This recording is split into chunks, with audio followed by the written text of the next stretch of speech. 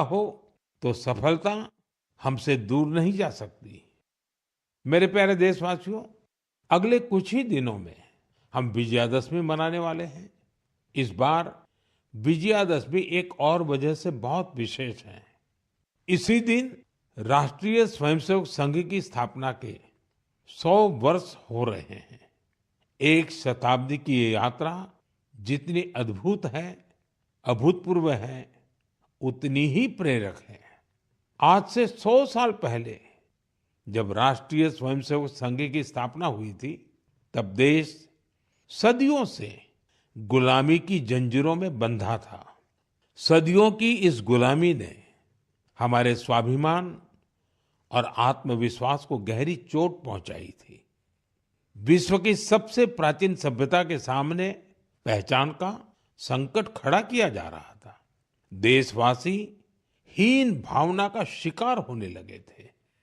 इसलिए देश की आजादी के साथ साथ ये भी महत्वपूर्ण था कि देश वैचारिक गुलामी से भी आजाद हो।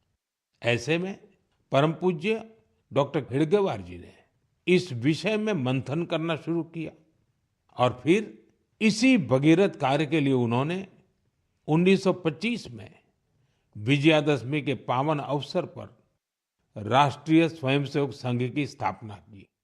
डॉक्टर साहब के जाने के बाद परम पूज्य गुरु जी ने राष्ट्र सेवा के इस महायज्ञ को आगे बढ़ाया। परम पूज्य गुरु जी कहा करते थे, राष्ट्राय स्वाहा इदम राष्ट्राय इदम न मम। यानी ये मेरा नहीं है, ये राष्ट्र का है। इसमें स्वार्थ से ऊपर उठकर राष्ट्र के लिए समर्पण का भाव रखने की प्रेरणा है। गुरुजी गोलवलकर जी के इस वाक्य ने लाखों स्वयंसेवकों को त्याग और सेवा की राह दिखाई। त्याग और सेवा की भावना और अनुशासन की सीख, यही संघ की सच्ची ताकत है। आज आरएसएस 100 वर्ष से बिना थके, बिना रुके राष्ट्र सेवा के कार्य में लगा हुआ है।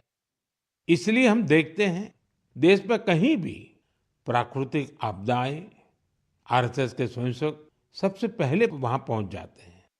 लाखों लाख स्वयंसेवकों के जीवन के हर कर्म, हर प्रयास में राष्ट्र प्रथम, नेशन फर्स्ट की यह भावना हमेशा सर्वोपरि रहती है।